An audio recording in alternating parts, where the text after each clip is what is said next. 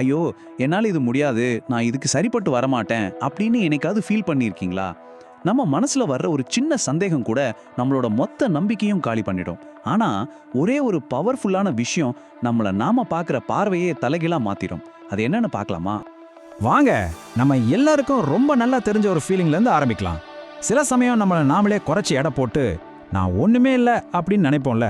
அந்த மாதிரி சந்தேகங்கள் வரும்போது மனசுக்குள்ள ஒரு மாதிரி பாரமாக இருக்குமே, அந்த உணர்வை பற்றி தான் இப்போ பேச போகிறோம். இந்த கதையில ரெஹான்னு ஒரு பையன் இருக்கான்.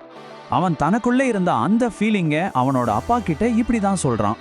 யோசிச்சு பாருங்களேன், நம்மள எத்தனை பேர் சில சமயங்கள்ல இந்த ரெஹான் மாதிரி உணர்ந்திருக்கோம். இது ரொம்பவே பொதுவான ஒரு உணர்வு தான் இல்லையா? ஆனா ரெஹானோட அப்பா ரொம்ப சிம்பிளா ஆனா ஆணி அடிச்ச மாதிரி ஒரு கேள்வி கேட்கிறார். இந்த ஒரு கேள்விதான் ஒரு பெரிய மாற்றத்துக்கான ஆரம்ப புள்ளி. இங்க தான் அந்த மேஜிக்கே நடக்குது. அவரோட பையனோட பார்வைய ஒரே வரியில மாத்துறாரு. நீ சாதாரண ஆள் இல்ல, நீ ஒரு மாஸ்டர் பீஸ் அப்படின்னு சொல்றாரு. அடடா, இதுதான் இந்த முழு உரையாடலோட மையப்புள்ளி.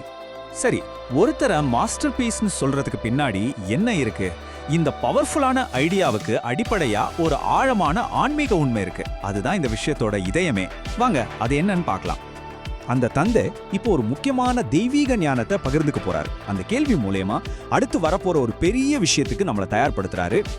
இப்ப நம்ம கேட்க போறது வெறும் வார்த்தைகள் கிடையாது. இது ஒரு தெய்வீக வாக்குறுதி, நம்ம எல்லாருக்குமான ஒரு ப்ராமிஸ். வாங்க, ரொம்ப மரியாதையோட இதை கேட்போம். லக்கத் கலக்னல் இன்சான ஃபி அஹ்சனி தக்வி.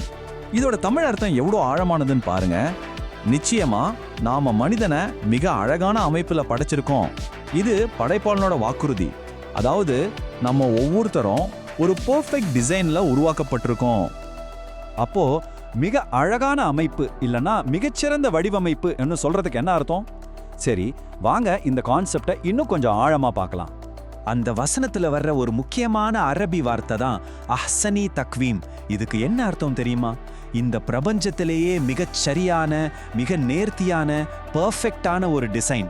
அந்த பெஸ்ட் டிசைன் அது வேற யாரும் இல்ல, அது நீங்க தான். இப்ப பாருங்க, நாமளே பாத்துக்கிறதுக்கு ரெண்டு வழி இருக்கு. ஒன்னு, நான் சின்னவன், திறமை இல்லாதவன் அப்படின்னு நினைக்கிற தாழ்வு மனப்பான்மை. இன்னொன்னு, இல்ல நான் ஒரு மாஸ்டர் பீஸ், எனக்குள்ள ஒரு தனித்திறமை இருக்குன்னு நம்புறது. சாய்ஸ் நம்ம கையில தான் இருக்கு. சோ ரெஹானோட அப்பா சொல்ற இந்த அட்வைஸ் அவனுக்கு மட்டும் இல்ல, நம்ம எல்லாருக்கும் தான். மனசுக்குள்ள இருக்கிற அந்த தாழ்வு மனப்பான்மையை தூக்கி எறிஞ்சிடுங்க. உங்களை நீங்க முழுசா நம்புங்க. ஏன்னா யூ ஆர் த பெஸ்ட். சரி, இந்த ஒரு நம்பிக்கை ரெஹானோட பார்வையை எப்படி மாத்துச்சு? இதுல இருந்து நாம என்ன எடுத்துக்கலாம்? வாங்க பார்க்கலாம். கடைசியா ரெஹானுக்கு அந்த உண்மை முழுசா புரிஞ்சிடுச்சு.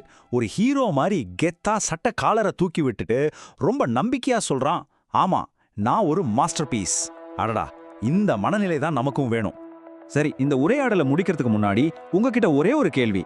நீங்க ஒரு மாஸ்டர் பீஸ், ஒரு பெஸ்ட் டிசைன் அப்படிங்கறத உணர்றது உங்களுடைய திறமைகளை நீங்க பார்க்குற விதத்தை எப்படி மாத்தும்?